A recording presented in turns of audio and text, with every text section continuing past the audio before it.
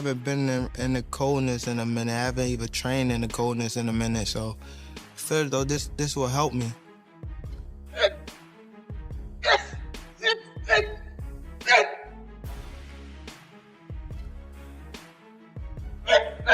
The better Gervonta Davis, come out this time. I certainly hope we do. Gervonta Tank Davis has returned to training camp ahead of his highly anticipated rematch with Lamont Roach, set for August 16th in Las Vegas. After their controversial draw earlier this year, Davis is intensifying his preparations to reassert his dominance in the lightweight division.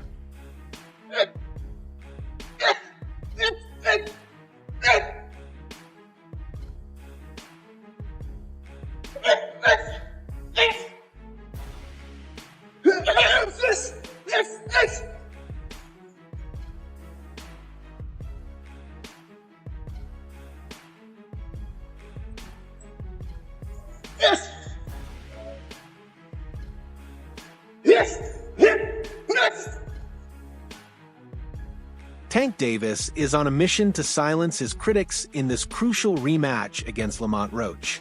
With his legacy at stake, he's pushing himself to the limit, focusing on power, speed, and strategy to prove he's still the top fighter in the division. People keep saying like Lamont dang near like beat Tank like clean, like basically like we seen it, like yeah, he did Tank that one, but like Tank was limping out the ring.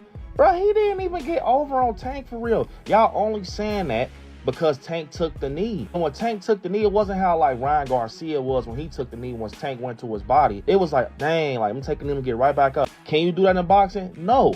But y'all can't say that basically that, oh yeah, he won because of the knee. That shows that people just want to see Tank lose, bro. Cause y'all betting y'all money on basically Tank losing because of that knee. Yes, it was a good fight. Yes, I'm not gonna lie. Lamont was defending himself like he's skilled. But, bro, he ain't walk all over Tank. Tank, bro, if y'all go back and watch the highlights, I just watched the highlights last night. Them last couple of rounds, bro, Lamont was balled up. Tank was literally, he was trying, like you could tell Tank was like, dang, I waited too long. So he was trying to throw some stuff like to make sure he get that one blow. But it didn't work. So that's why they doing that rematch so they could start over from scratch round 1 to round 12. We gonna start over clean and let's see what's going on now. Now y'all want to be saying, oh no, man, I ain't gonna lie. At the end of the day, the first fight is what matters. No, it don't. Tank was, look, he real enough to say, hey, bro, let's do a rematch. Now, if he ain't do a rematch, it's like, oh yeah, something going on. Nah, hush, hush. Hey, Calvin, step to the side. Let me get somebody else right now. I'm gonna be hush. Let me get back in the gym and put my hat on, and we go at it again. I'm not gonna lie. I'm telling you, this version of Tank is gonna be dangerous, bruh. If you know about boxing, come on, it is Gervonta Davis, bruh. Dude is a beast. You think he finna walk around with that on his resume that he almost got cooked by Lamont Roach? Bruh, if he doing a rematch, he doing it for a reason. He's about to make an example out of him. I'm sorry to tell y'all. And Lamont, you're skilled, but the fact that you keep on trying to just pull that up, like that one knee. I beat him because of that one knee. I don't care if he had grease in his eye or not. I whooped him because of that. Bruh, that's how you know he don't got confidence that he's a better fighter than Tank. The fact that he's trying to, because he know that chance comes once in a lifetime. That's why he's so big on trying to, go back and play. Jake Paul has confirmed that if Gervonta Davis wins his rematch against Lamont Roach, they will resume talks for a potential exhibition bout. Despite a major weight difference, Paul fights at cruiserweight 195 pounds. While Davis is at lightweight 135 pounds, the proposed fight would be a 10-round exhibition. Talks were nearly finalized earlier, but the draw with Roach caused delays. If both fighters win their upcoming matches, the exhibition could happen later this year. Gervonta were scheduled to fight for sure. How real or what was to it with you and Tank actually being a thing? Was that something that was talked about?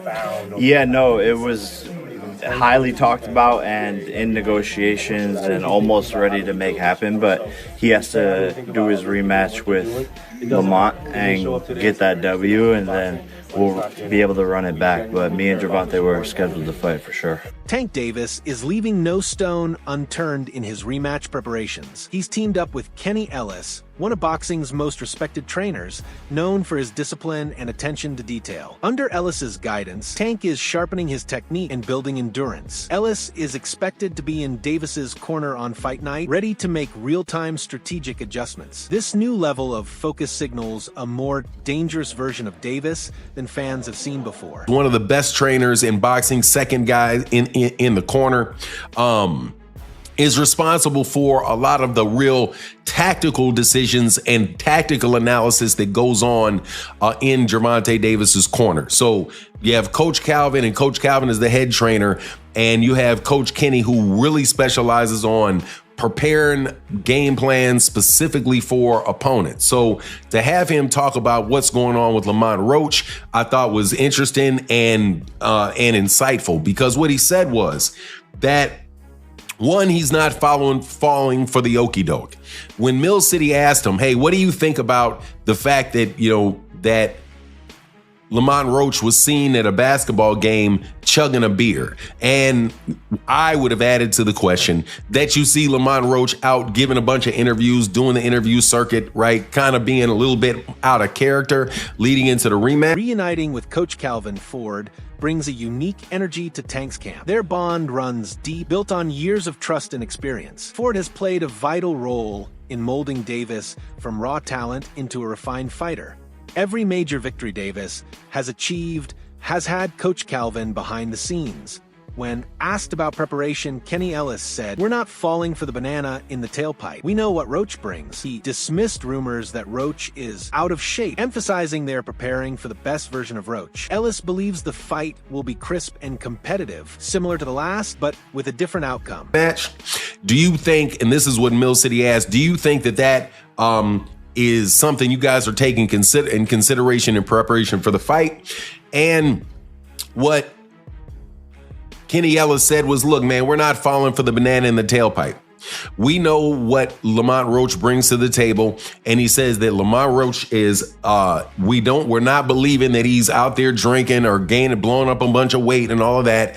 He says what most people say, hey, we're going to prepare for the best version of Lamont Roach that is going to, that'll come for us. But the way that he saw the fight coming out was he said he sees it like the fight before, a lot of really crisp shots landing.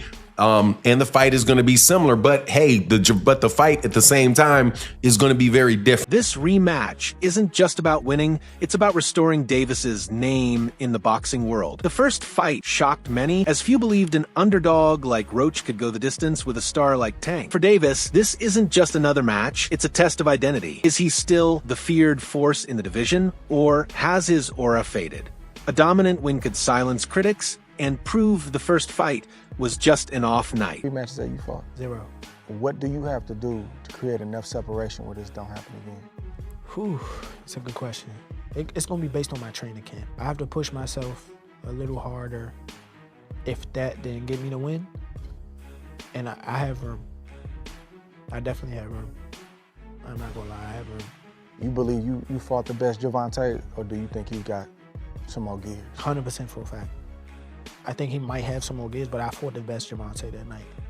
I don't want people to get it misconstrued or whatever the case may be. He's a hell of a fighter, hell of an IQ, great punching power, good speed, and a really good boxing ability. A lot of people underrate that. Don't think because of what I did, y'all think y'all can just go in there and think y'all can have the same night, you know what I'm saying, or do the same thing. He still will go upside your head and crack you, and you know what I'm saying, you might end up on the floor. Everybody not built the same, and that's where people getting messed up. He did a whole lot of things that was good in that fight, a whole lot. And I'm telling you right now, if he wasn't as good of a fighter as he was, that would have been, you know what I'm saying, I would have steamrolled. Don't get that misconstrued. He's still the guy he is. Just he ran into a guy that's on the same level. In the initial bout, Davis clearly wasn't at his best. His defense looked shaky, and his stamina faded in the later rounds, giving Roach the opportunity to exploit weaknesses and disrupt Tank's rhythm. This rematch is Davis's chance to either confirm or erase those impressions. She feels that he won. Like, do you think the best thing going forward, they should just run it back, have a rematch? Oh, yes, most definitely. I think a rematch is definitely called for. And I think probably, the sooner the better. So I would say hey, let's work on a deal to where we could get in there within the next 4 to 5 months. Yeah, I agree there. After the first fight, Davis opened up about the personal battles he was facing. Mental fatigue, emotional strain, and physical exhaustion all impacted his performance. He even hinted at needing therapy and considered stepping away from the sport altogether. I don't know if Lamont Roach exposed weaknesses of Tank Davis. It very much reminds me of Rolly Romero versus Ryan Garcia. What Roach did, Rolly was doing the same thing. He ended up implementing it better against Ryan Garcia. Tank was having huge issues, and that's the Black Two Sugars. Watch me call that fight. I started laughing. I couldn't believe it because all he was patient with good power. All Roach was patient. He stayed focused. That's why him drinking and partying and shit is messing with me, because he beat him here. He stayed so damn focused. And he knew when Tank was going to punch. He knew when not to punch. And when he countered Tank, he rocked Tank. Tank got rocked at least twice that fight. Boxing insiders clarified that Davis's fall in the ring wasn't from a knockout punch. It was caused by temporary vision issues due to grease getting in his eyes. This crucial detail shifts the narrative. Roach may have had his moment, but it wasn't the domination some claim. With cleaner execution and better preparation, Davis is confident he can flip the script in the rematch. He wants to do therapy. He wants to do real estate. They want to say he wasn't all in because him and Roach are friends and he's going to be focused for the second fight. A lot of excuses. They want to say it's because of the braids, the oil getting in his eye. Whatever. This is what really happened. And I just now came to this conclusion because I've been making some other videos for Patreon, but Lamont Roach posted a video recently on Despite the result, Tank had several bright moments in the early rounds of their first clash. His speed, timing, and counters were all on point until things began to fall apart. Analysts like Andis argue that those flashes of brilliance prove Tank is still a dangerous opponent. This rematch gives Davis a clean slate to deliver a complete, consistent performance. His training camp has taken on a much more serious tone, with every sparring session focused and precise. His footwork is sharper, his reactions quicker, and his punches more calculated. Gone is the relaxed attitude. Davis is now treating every day like fight night. We gotta talk about it. So, Tank officially came out and says that he wants to put this rematch as early as May. Now, if that were to happen, Lamont Roach gets a second time to prove itself. Now, in my personal opinion, his stock has already risen. He is already known, but the fact that he went toe-to-toe with Tank on the decision that ended in a draw, whether he loses this second fight or not won't even matter. Because he's directly in line to go against the Keyshawn Davis, the Shakur Stevensons, and etc., the Devin Haney's, and etc. I can see him moving up and going against Devin Haney or Ryan Garcia or somebody like that. So many people to fight. Lamont Roach has definitely proven himself. But let's talk about something else, and that is the hairstylist situation. In my humble opinion, I believe she should have been quiet. As a hairstylist, there was nothing for you to say. There was nothing for you to say. No fan in boxing was gonna look at that like, I don't want to braid my hair. No one would have said that. But she hurt herself when she came out and publicly made multiple claims, got all these receipts that no one needed, no one asked for, saying, "Oh, this had no grease or oil in it." No one cares. No one cares. Nobody even believes it. Sometimes it's best to remain quiet. But you guys let me know in the comments. Should she have remained quiet, or should she have did what she did, which is spoke up? You let me know. Legendary trainer Teddy Atlas recently praised Tank Davis for his ability to adapt mid-fight. According to Atlas, Davis never rushes. He picks his shots carefully and can fight from any range. What makes Davis so dangerous is his power, awareness, and composure under pressure. His unpredictability keeps opponents on edge and makes him one of the hardest fighters to beat.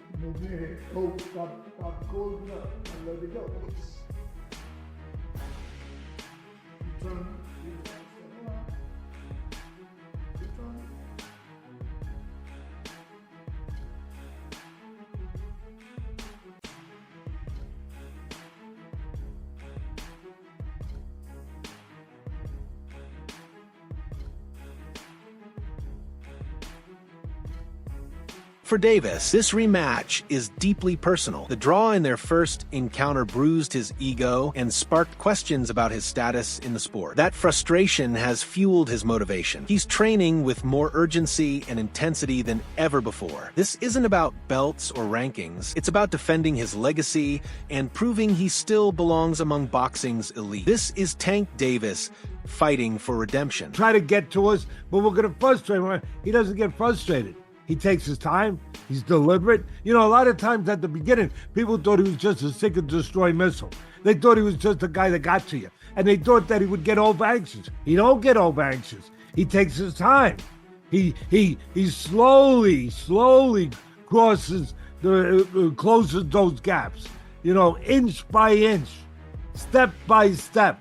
And then he gets to you. According to Davis's team, they already knew Roach was a skilled fighter. Their original game plan aimed to exploit his weaknesses, but things didn't go as expected. Rather than scrapping that approach, the focus now is on fine-tuning it, sharpening the execution, and applying pressure at key moments. They believe the blueprint was sound, it just lacked precision. As one member of the team said, Roach wasn't a surprise. He can fight. Just because someone isn't famous doesn't mean they can't perform. A lot of unknown fighters can rumble. They just need the opportunity. And speaking of rematches, Jill Hackett is also getting his shot again. That's all for today's video. Stay tuned for more updates. Surprised by Roach and Tank. What do you think the biggest surprise was in the fight? It wasn't a surprise because we know Roach. It wasn't a surprise. Roach can fight. A lot of people think because a person is not popular, that they don't exist. There's fighters out there that can rumble. They just got to get the opportunity, you know? Speaking of rematches, Jalil Hackett is getting his opportunity again.